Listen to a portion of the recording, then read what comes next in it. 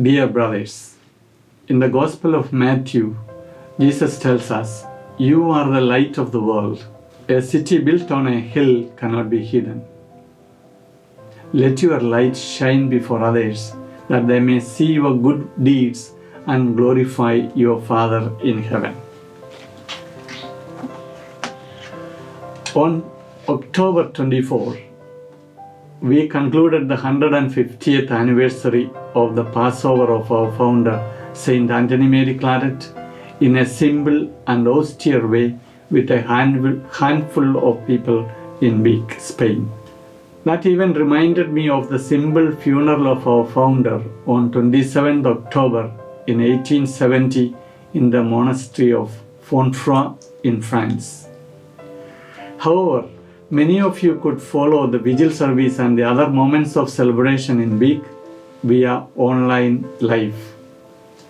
For us, the Jubilee year was an occasion to grow deeper in the spirit of our founder and renew ourselves in that spirit. This Jubilee is a providential prelude to the forthcoming General Chapter for us.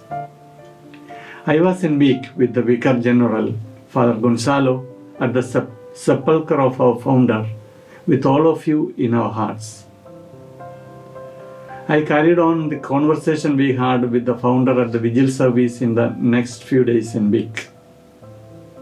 I like to share some of my inner movements as I contemplated the life of our founder.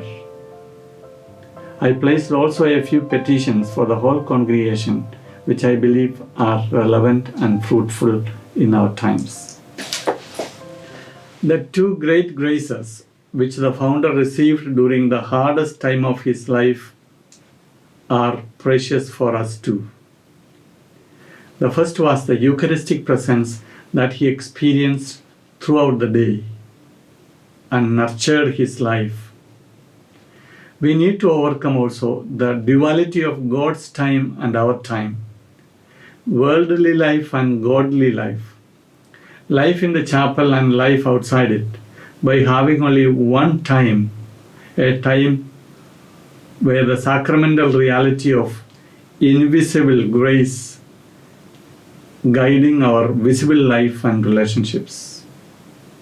Without this sacramental dimension, our consecrated life would be like a body without life, a corpse. Wherever we are present, let the Lord grant us the grace to be icons of His living presence among the people.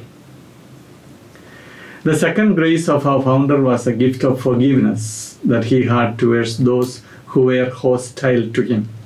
Claret's stand for the values of the gospel made many people to hate him and do all sorts of things to tarnish his name, and even they attempted to kill him.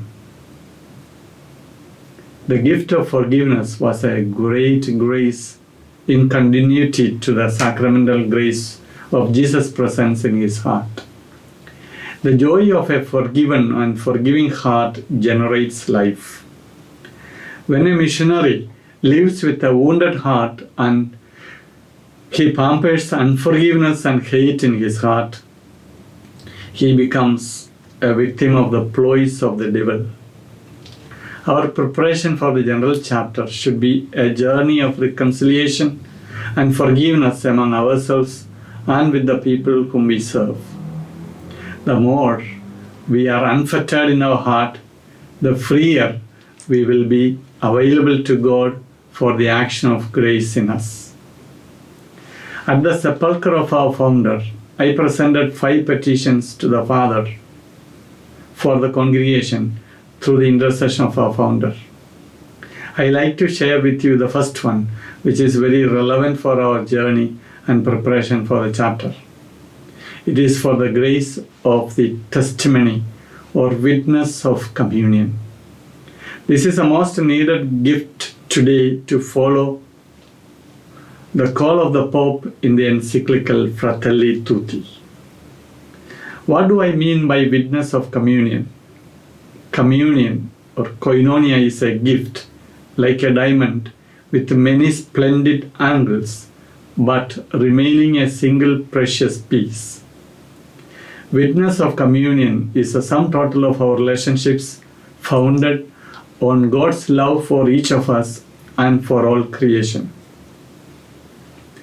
The core of communion is the love of God which binds all our relationships. A missionary whose heart is not rooted in God limps in all his relationships, even if he promises to live and love God with all his heart, his mind, and his will. I think our intimacy with the Lord also passes through stages involving a shift from I do things for God to a stage when I discover that it is God who does his work through me. And even in our relationship with God too, authenticity of it is proved in times of trials. Community life is the next level of authentic communion. It calls to live with persons of different character traits, mindsets, and temperaments and ideological affinities. Like an orchestra, it is worth the trouble to strive at fraternal communion and community mission. I have come across situations when people admire and appreciate when they see our brothers from various backgrounds and traditions and cultures live together and share life and mission. Indeed, communion and community is a symphony of the gospel love played by the hearts of the members, which we need to master as missionaries. It is so sad to see great missionaries who cannot orchestrate their gifts into their communities, or those communities fail to rejoice in the gifts of these brothers. When each one safeguards the territory of his authority and ministry like a proud lion, failing to share and involve others, fraternal communion becomes difficult. I remember an anecdote when an admirer was praising the adorable nature of a gifted clerician who was popular among people. A humble brother in his community asked that person, "Have you lived with him in community?" An African proverb states, "If you want to go fast, go alone. If you want to go far, go together with others." A loner missionary may have good performance for a short duration, but he is restless when he has to slow down to take along his brothers on the journey. This is a real temptation for some of us. We need the orchestra model to offer something beautiful together to the world for the glory of God. There are bleeding communities which are hurt from friendly fire of the members because of the incapacity to sit together, dialogue, and envision their mission together by pooling their gifts and talents.